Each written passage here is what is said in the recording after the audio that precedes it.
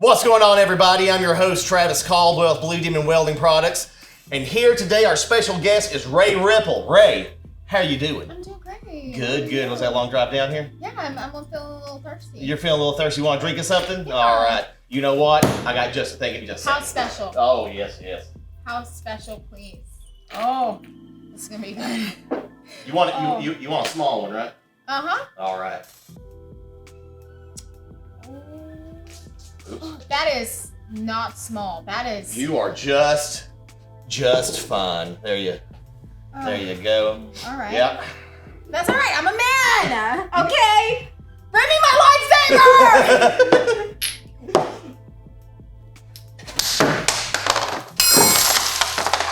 There we go. All right, Rae, thank you so much for being on the show. Mm-hmm. Now, you got it? Huh? All right, you ready to roll? Very Yep. well. All right. Yeah. So, for the people who don't know who you are, can you give us a brief description that's going to be 13 items long, no more, no less, about who you are? Rae Ripple is my name. Okay. And then I'm a mom, and also I cut up vintage cars and piss off a lot of people on Instagram. And then also I ride a motorcycle, and it's just 13. I feel like I'm not You know that what? interesting. I don't know where I pulled that number from. It's fine.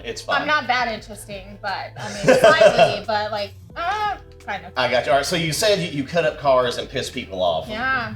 Why are you pissing people off when you cut their cars up? Because I mean, I'd be pissed off if you cut my car up. Well, if you bring me a car and you say, here, make it into art, what am I gonna do? I'm gonna definitely cut it up. So that's kind of what I did. No, so I take these rare vintage cars that are very, very hard to find, and I turn them into lace or art. And What's That's it. what's the kind of car that's rare to find that you've cut up? like an Apache or Okay. a 1950s Chevy Stylemaster Deluxe. Okay, and people Yeah. pay you for this. And next is possibly going to be a school bus. So we don't really know. Okay, and now when you piss people off about it, like what type of hate are they throwing your way? Oh my gosh! Like you just ruined history. I've had people like tell me that they need to take my plasma cutter away. I had somebody tell me that he hopes I die. Like, Oh, yeah, it was pretty awesome. okay, so don't mess with the gearheads. I got you. Yeah. I got you. Yeah. All right, so you're pissing people off, cutting up classic cars. All right, I got you. What else you got going on that's new and exciting? I don't know. I got that. I got more artwork. I may or may not have bought a new piece of property that is very fitting to myself. I heard it was a scrapyard. Yeah. I don't know if you're trying to be, just beat around the bush with it. No, yeah. I heard that you bought a scrapyard. Yeah, Josh and I bought a scrapyard. What are you going to do with a scrapyard? Fucking free art materials for life, for one, but I'm gonna live there. And how does one even come across a scrapyard to buy where you're like walking down this road and someone's like, hey, you want to buy my scrapyard? Close. Okay, Okay. so I was working on the Stylemaster, and the only thing it was missing was like some new shoes. Granted, this thing is like run into the ground, so there is no fixing any of the cars that I cut up, just so you know, and also it's not your vehicle. But, so I was looking for some rims to kind of finish it off, and I went to this old scrapyard that I used to drop stuff off whenever I was a tow truck driver.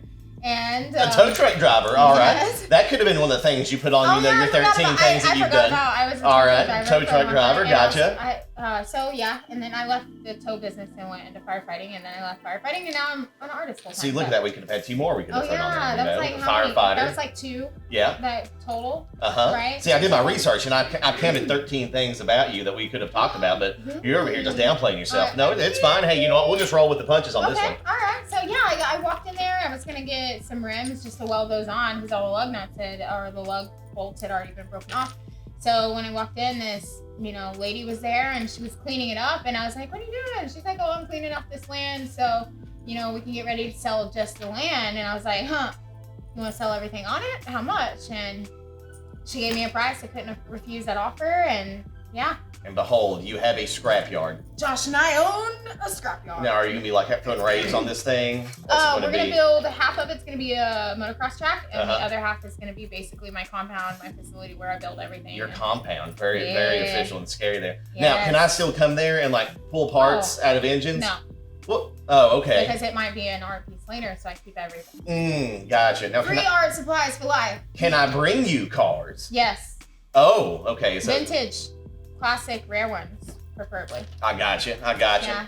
All right, so scrapyard, that's interesting. That's wild. I'm kind of jealous, just slightly, of the fact that you own a junkyard. It's so cool. Like, it has like probably 1 million tires on it. So I thought about building this big tire pit and making this massive ramp and just like sending cars off of it into this tire pit. Like, Yes. how awesome would that be? Yes. And recording it. Do it. For YouTube. Do it. It'd be some good stuff. Yes. It'd be really good to watch. Yes.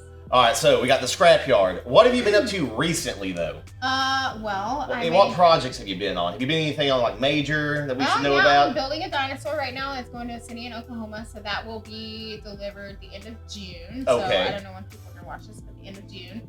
So that you may also see me on some pretty major networks that everybody might have already. Like, so just stay tuned for that. And then why do I keep doing this? I don't know why you keep what doing the fuck that. is that? You know what? Okay, Some people anyway. say over and over again but you're just. It's that shot of whatever the hell you gave me. So. Hey, we're not here to judge. All right, so now when you're talking about something that everyone may have, are you talking about like a streaming service that we probably can't talk about right now? You don't know. I don't know. All right. You're just gonna have to stay tuned. Okay, well we can go ahead and move on past that one since you're not going to tell us anything else about that. No. All right, so what other shows have you been on in the past? So I did do Monster Garage with Jesse James. Right. And then just little things here and there. So, but this one I think is the biggest as of right now. Until possibly next year. Maybe. Oh, I don't know. okay. We'll see. All right, very well. Yeah. I can't wait to be sitting around bored in my living room one day and turn something on and see like, your face damn! on it. Bam! Who that be is? That is my friend. I got you. All right, so in the art world, what is your daily work day like? Now, you're an artist, so does that mean like you wake up at 3 o'clock in the morning and then you have dinner and then you work till 11 in the afternoon? No. Because 11 in the afternoon is not even a real thing. Oh, no. But what's your schedule like? Well, as an artist, I'm still on a blue-collar schedule because I do have kids and I do have a life. So, like, I wake up early as fuck, just like everybody else. I have my coffee. I sit around networking for a little while, drinking my coffee because that's what is super awesome about owning your own business is you can kind of drink coffee until 10 o'clock if you want to. There you go. So, I spend that time replying to emails. I get up, like, get ready, go to the shop. I'm usually in the shop, which is on my property. So, I'm usually in the shop till 7, 8 o'clock sometimes at night. It just depends because I come and go so much too in my shop because I gotta go pick up kids from school, right, or whatever. So it's usually an all-day thing, and I go inside, eat dinner. That's it. Now, so say if I wanted a piece of art, preferably some vintage car, and I want you to cut it to hell. How many people do you take on commission-wise? Say, okay, yes, I'll do that. And better yet, does a client of yours actually have any input on what you make, or is it just I make what I want to make out of it, here you go? Close. So a lot of the things that I make are usually sentimental value of some sort. Like it's something that was once owned by somebody or they inherited it and they bring it to me and like want something in remembrance of somebody, or it's just something that just means something to them. So like I did this lawn chair, like a complete metal replica of this lawn chair, and it was going to be a permanent seat around the campfire at this the family's lake house or whatever. So that way they have a commemorative spot for her dad, right, who passed away. So their papa or whatever they called him, he's always there at the lake house. So like I do stuff like that, but I also do like fun and quirky stuff. Like I'm building trophies for the women's motorcycle show, and the iron butt trophy I made a metal set of panties. So like, I gotcha. Yeah, so it goes all now over was that like a bid that you had to bid on, or did they call you up and like, hey, no, they called me up. Ray, make these trophies for us right now? Yeah, they called me up. I got you. Right on. That what? And so you have your art displayed all over the place. Where are some like places that people can come see your stuff at? You can see it everywhere. You can see it in Midland, Texas, like a lot of Midland, Texas. You can see it from Alabama. I even got some stuff in Australia that I've shipped over there. Like I literally have stuff in Canada. I have stuff everywhere. I got everywhere. You. Right on. And then, all right. So I know from your Instagram that you're a mad woman. Maybe. All right, I see you. More feral. More feral. Okay, More feral. Is that what you call yourself? I call myself a feral woman. Okay, all right, I'll take that. So, but I see you just burning up the roads all over Western Texas, doing just absolutely reckless stuff. Yeah. Why? Because why? We only live today. Okay. Not tomorrow. We get 80 years on this planet, maybe max 80 years. Right. We're basically on a rock that's floating around a ball of fire in the universe, and we literally have, like, we're just here, right? Like, we just exist. So why not live the best life we possibly can? I got you. Also, I've had kids, been a mom since I was 17, so. Oh, your bloodline's going to live on, so who really cares if you die? Right? I mean, hey, my legacy's there. It's all right. My will's signed. It's funny that you say that because, like, I do the same shit on motorcycles that men do on motorcycles, but the comments are always like, "Oh, you have children. You shouldn't be doing that. Why? Like, they have children. That's what the true. fuck is the difference? Like, no difference." So. What made you get on a motor? Barry, when was the first time you ever got on a motorcycle and said, "Hey, I'm gonna go mock Jesus, and let's see how this turns out"? Well, I've ridden, my whole life off and on, but when I really decided that I was gonna buy a Harley was the day I realized that my kids were basically grown and never needed me anymore. So I was like, all right, it's time to buy a motorcycle. This is my third time. Mama need a hog. Yeah. Let's go. So that's what happened. I bought a motorcycle, and so. I got you. Yeah. I got you. That's really wild. Okay. Now, you said earlier you were a tow truck driver as well. That one's kind of stuck with me. Just, I mean, I could imagine myself, broke down the side of the road and then call somebody up at 2 o'clock in the morning and see you hop out of the cab of the truck. We're like, I got you, boy. Come on now. It's so funny that you say that because the dudes that would call that don't even know how to change their own fucking tire would call me, and I would answer the phone because, I'm on call, right? So I would answer the phone. Page showing, whatever. And they're like, yeah, my tire's flat. I don't have a jack or whatever. Can you come and send somebody to change it? Well, they think they're talking to the secretary until I pull up, and then all of a sudden they know how to change it. And they're like, oh, we just needed your wheel lift. Like, oh, whatever. Okay. That's a nice jack you have in the back of your truck. And then you changed your tire, right? And they're like, over here, can I help you with anything? Like, no, you just stand there. It's fine. And look I got at me, it. I guess. Like, you called me. You're paying me, man. I'm changing this tire for you. Yeah, I loved it. It was probably out of all the jobs, aside from art and what I do now, of all the jobs I've ever had in my life, that one's probably by far my favorite. I gotcha. Now, were you a tow truck driver before you became a firefighter? Or yes. Okay, so then you're a firefighter. Yes. Why did you become a firefighter? Well, I tried for the fire department once when I was 18, but when I filled out my application for the academy, I put my true work history on there like they asked, and at the time I had just left the strip club.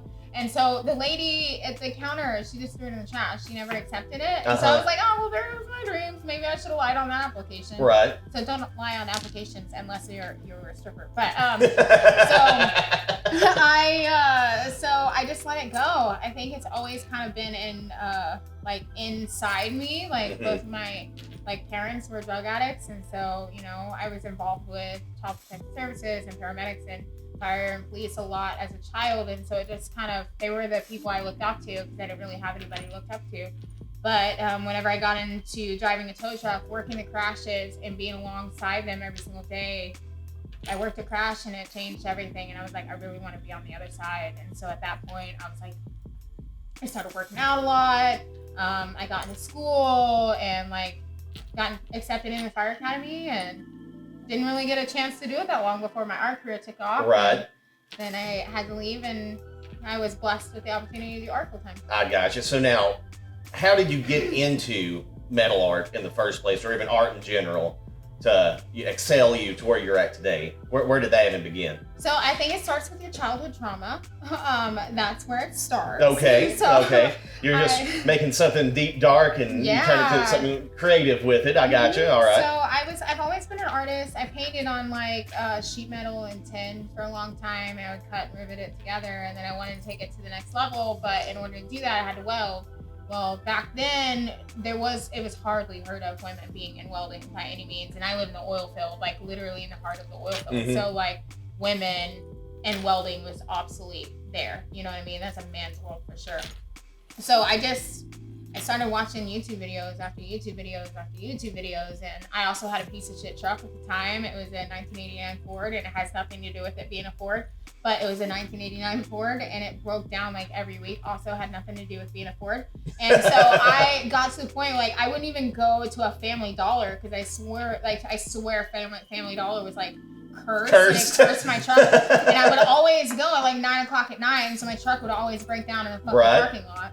Well, I had to replace the steering column, and a friend of mine had a mechanic shop, but like / fab shop. Yeah. So I would use his shop for tools because I didn't have them. And he was fabricating on this race truck one day, and I was like, "Hey, you wanna let me try that?" And he was like, "Have you ever done it before?" And me, thousands of YouTube videos are like in my I'm a brain. pro. I'm like, I've watched those videos. That's at everybody that comments on. I'm about to throw a $50 weld right now. Yes.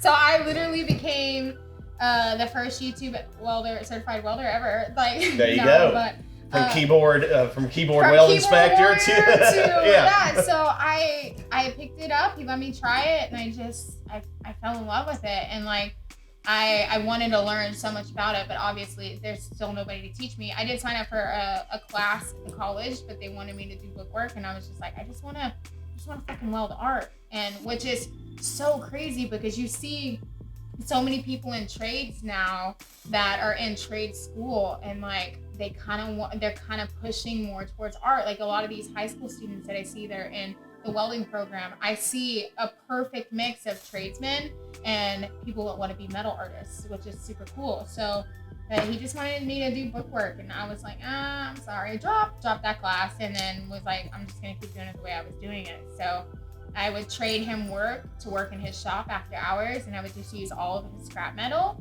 And so I would sell the sculptures that I would make on like Facebook Marketplace, which was Trading Post at the time. And what was the first thing you ever sold that you created? This like 2D like Indian headdress that I did that hung on the wall. It was made out of sheet metal. Okay. So I sold that. I would think it was like for a whole like $13 and like 10 cents or some. It wasn't for very much at all. And then the sculptures that I sold on Facebook, they were like, I sell them for like $20, $30, $40. Like these like sculptures I could sell now for like a lot. Yeah. For $20, $30, $40. You hear that, people who bought Rae's stuff back in the day? You're sitting on a cash cow, all right? Give it a couple more years and then go retire. Maybe, who knows? But so yeah, that's how I started. So I just saved up every penny that I would make, and I bought my first plasma cutter. And that's when everything changed. That's when everything changed. Is that when? So you had the plasma cutter in your hand, and you said, "I'm going to destroy everything, every vintage car, and make art. Everybody, yes. I'm going to piss off a world of boomers right now because the cars they don't have and always wanted, I'm going to just destroy in front of their eyes. Yep. And their tears are going to bring me happiness. Yeah. All right. Hey, well, at least you're on the right track. What's funny is whenever I bought the plasma cutter, I actually had nowhere to put it.